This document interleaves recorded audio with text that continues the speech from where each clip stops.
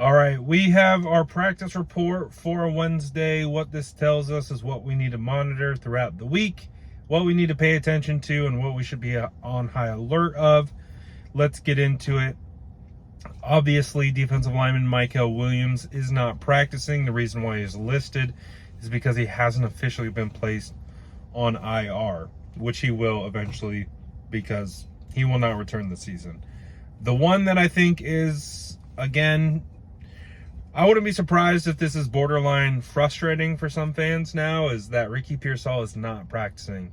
So this already puts him on a bad track to be available against the Rams.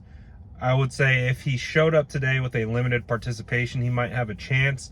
Due to the extent of his injury, he doesn't strike me as well, if he turns in a limited on a Thursday or a limited on a Friday, he might be he's been out for too long for him not to be able to practice on a Wednesday. So I'm going to go ahead and say now that you can already probably chalk up Ricky Pearsall to not playing against the Rams, which obviously is a signal that his injury is lasting way longer than they anticipated. Kyle Shanahan went as far to say that exact same thing at his press conference. So brutal, because he was playing really, really well. Let's talk about the guys who are limited. Brock Purdy, toe limited. He is practicing. Kyle Shanahan did say he will take more starting reps. So we're kind of waiting and seeing. You know, I don't know where we stand with this Brock Purdy thing.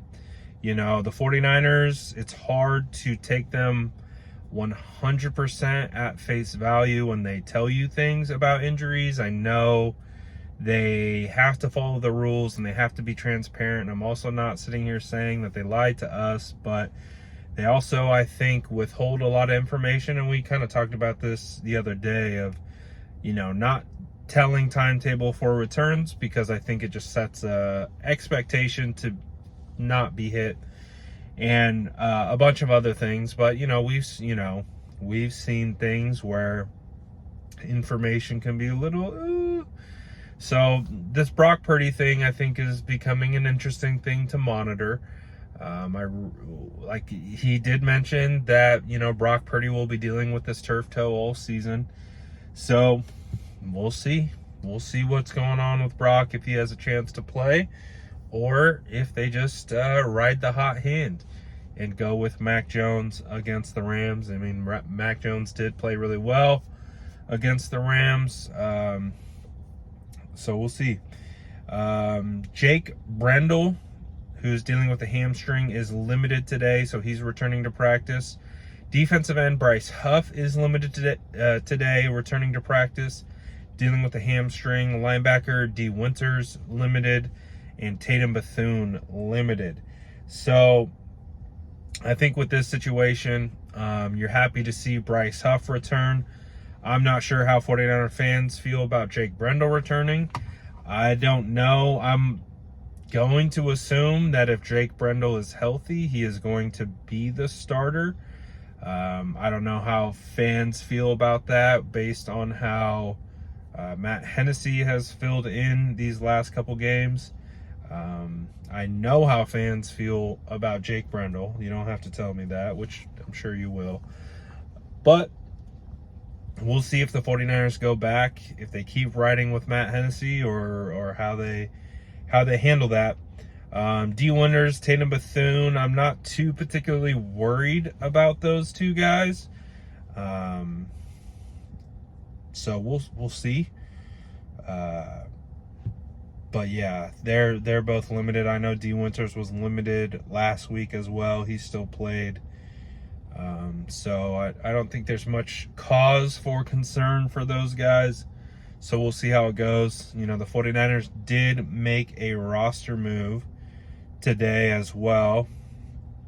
They signed defensive lineman Andrew Farmer to the practice squad after they had released Stone Blanton from the practice squad in a corresponding move.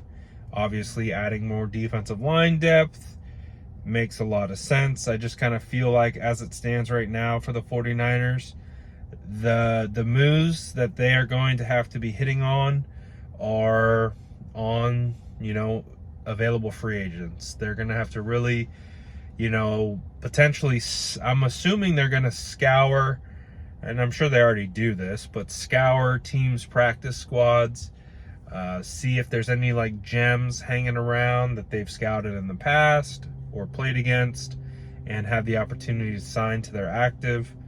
We'll see if they do anything like that. Kyle did give an update on Brandon Ayuk. He says that he's pretty confident Ayuk will play eventually. He said at least we'll have his practice window open. So I'm like, okay, well, if he has his practice window opened, at least, does that mean he's in danger of missing time? So take that for what it's worth. He did say that Brandon Ayuk remains week to week.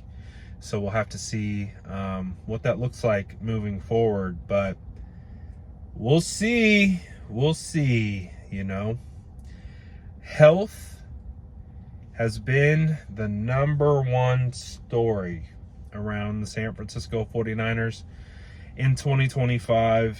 And it will remain and dominate as long as more players continue to get injured and these situations continue to arise. So, I don't know. You guys let me know what you think about this in the comments below. And as always, make sure to like and subscribe for more updates.